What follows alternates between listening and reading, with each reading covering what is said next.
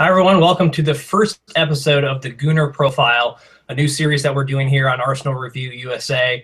I just want to tell you a little bit about it before we get in with our first guest, Katie from Arsenal NYC or Arsenal America. She lives in New York. She'll tell you a little bit more about herself when we get going with her in a second. Basically, what we want to do here is no game opinion, no review, nothing about the club or how the matches have went or who's injured, who's not. But we wanted to provide a platform for Gooners to tell their story about how they became fans and really just provide a new opportunity for Gooners, mainly in North America and the U.S. As part of that Arsenal America knit group, the different branches that we talk to and have, made friends with and watch matches with over a season, but also throughout the globe. I know it's 10 p.m. on a Wednesday night, and many of you probably from a live perspective are watching the World Series game or something like that. But, certainly if someone's up at 4 a.m. in London and watching, we might have some of those Gooners on as well. But either way, we really want to provide a great platform for Gooners to tell their story. So with that being said, we're very happy to welcome Katie from New York to the first ever Gooner Profile episode here on our YouTube channel. And first off, Katie, I know you told us that you've been a fan now for about 10 years. Is there a specific moment that you can remember that you thought, Arsenal's the team for me, or what got you into Arsenal Football Club and what got you hooked, I guess? Yeah, it's funny because even in doing this, I had to kind of think back because it feels like it's been forever and I was just born that way. But one moment that I can definitely pinpoint was because the Premier League was obviously not as accessible on TV as it is now. And I definitely remember watching the 2006 World Cup and for some reason deciding Holland was the team I was going to support. And I was really taken with the way Robin van Persie played, which in retrospect is a little painful, but kind of my brother had at that point got his team and I was like, oh, this guy plays for Arsenal. I'm going to watch them play a little bit and kind of see how I feel. And it was just kind of instantaneous from there. Mm-hmm. Mm-hmm. And who was your brother's team? So I have a twin brother and he is a Liverpool fan. Okay. We're both red, so I guess there's that, but some interesting dynamics there. So did you happen to watch you didn't happen to watch the Liverpool 4, Arsenal 4 game together, the one where Arshavin scored 4 goals, did you? Well, we weren't together for that one, no. We have watched a couple of games together. He lives in Worcester now, so we don't get to watch them together as much, but when we were both living in Boston, we caught a couple games together in Cambridge, which was really fun. And mostly draws. It's like, the universe knew that we needed to keep it, friendly. Right. I know we said that we wouldn't get into game review and sorry. opinion, but how was the dynamics in the room after that first match, or maybe during that first match of this season? Well, luckily we were together for that because I probably would have, thrown something at him. But, he sent me some kind of sassy texts and, I've given it just as good over the years, so I can't be too mad about it. And, it's not like he supports Chelsea or anything. So most of the time we try to keep it lighthearted. Yeah, good. Now, I know you also mentioned to us that your fiance has recently become a full-time Gooner. Yes, we've been working on it. But was he supporting someone before that? Was it kind just like he's a sports fan in general, so he loves baseball, football, basketball, and I was like, you gotta get into this with me. And he was like, I don't know, waking up at 7:30 on a Saturday sounds terrible.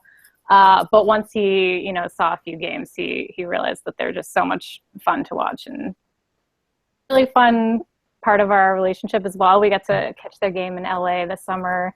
And we will hopefully be going to London on our honeymoon. So lots more future Arsenal adventures together. Yeah, perfect. Yeah. So all that to say, you haven't been to the Emirates yet or to Highbury, either one? No, not yet. Unfortunately, I've been to London when I was 16 on a school trip, but I couldn't convince my teacher to take us, unfortunately. Yeah. Okay. So in being an Arsenal fan and obviously having the chance to see him in the flesh here in the States, which, isn't quite the experience as what you'll be able to to get when you do go over to London. That's fantastic that you're going to have a chance to do that. What's your ideal matchup? Obviously, there's Tottenham, there's Man United. Maybe a mixture of a Champions League match, with a Premier League match. What's your ideal Arsenal mecca? I mean, we'll have to. I don't know. We'll have to see because we'll probably try to fit in a couple if we can do like a home and an away while we're there. So if we could somehow kind of work out a home fixture against Chelsea, if we could get a similar result to recently, would be perfect. But I'd love to catch a Champions League match too, just to see a team that's kind of outside the norm. That'd be really fun. Okay. Right. Well, it sounds like, just going back to the friends of the fiance thing, selling Arsenal to people. It sounds like you have experience doing that. So what's like your sales pitch? Because this is happening to a lot of people. Everyone's watching the Premier League now. Sure. So everyone wants to, hopefully pitch Arsenal to their friends. For me, it's kind of like I give them the educated sales pitch. Like, hey, you're not going to like it at first. There's a lot of suffering. But, it builds character. That's my sales pitch. What's yours? That's definitely true. Well, it depends. So I'm originally from the Boston area. So my fiance's main tactic, which I find works on our friends from back home, is to compare them to the Boston Red Sox as sort of a, that long-suffering team that everyone is rooting for. But I think it's just easy once people watch a game because they have such a style that is really attractive and I think more exciting than what people think of when they think of soccer. Mm-hmm. Right. Yeah. Right. I mean, and going into that style, there's obviously, there's players who play into that. Hopefully you've improved your choices from Robin Van Persie to someone better now. Who's your favorite player now? Right now, it has to be Ozil for sure. He's been scoring a lot of Van Persie-esque volleys this season. So that's true. Yeah. Mm-hmm. I will always have a soft spot in my heart for Van Persie because he was sort of my gateway. But yeah.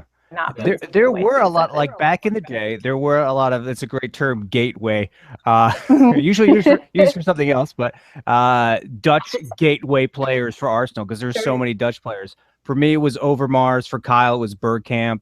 Not so many Dutch players anymore, but. No, not now. And they had obviously a horrendous non-Euro, so. Oh, right. Yes, that doesn't help. Right. Yeah. Okay. Yeah.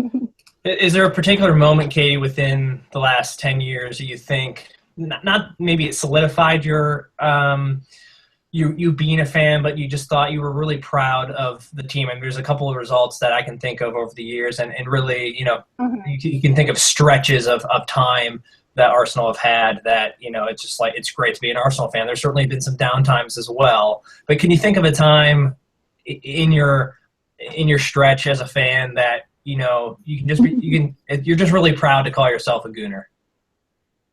Yeah, winning the FA Cup, obviously, for the first time in forever was a huge moment. It just felt, especially, with kind of everything leading up to that, it just felt like we really persevered and, finally broke that trophy drought. So that was a really big moment. And then even though it's very recent, I'll never forget the Leicester game last season with that last second winner. I was in bed because it was so early, and the scream that ripped forth from both me and my fiance's bodies, like we thought our neighbors were going to call the cops because it was so early and it was so primal. So that was really exciting. But I think too, getting to go to the game in LA, even though, of course, so different from seeing it at the Emirates, but was really amazing about that was how many other fans we got to meet that were so excited to be seeing them. And there was instant camaraderie, and that felt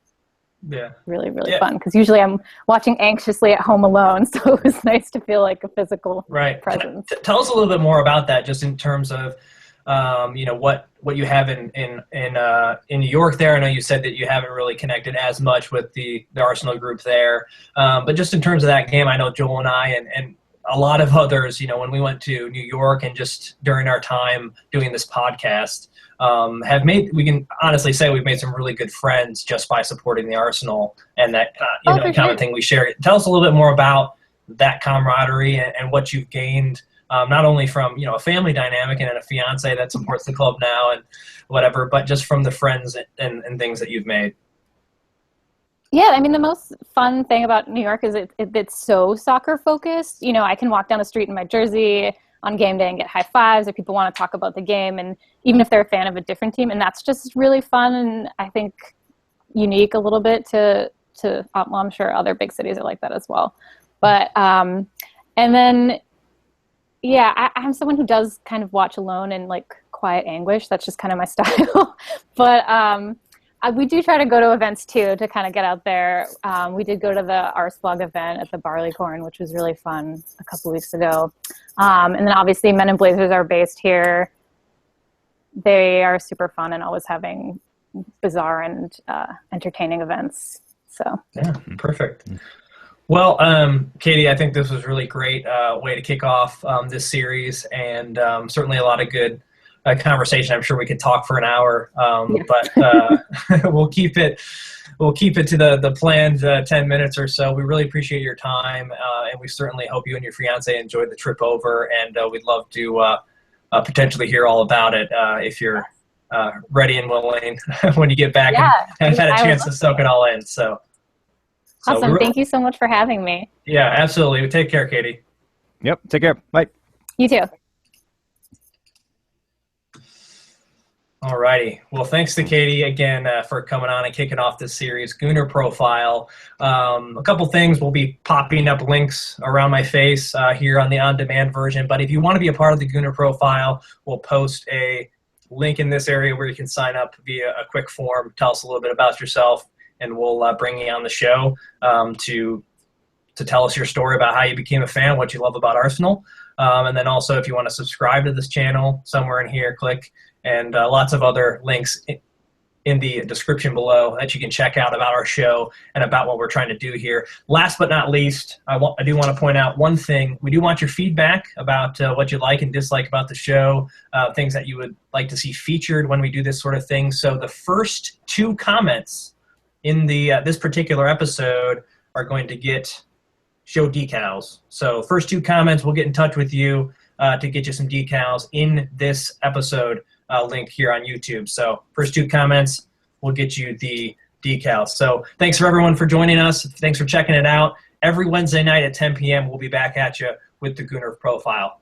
We'll see you later.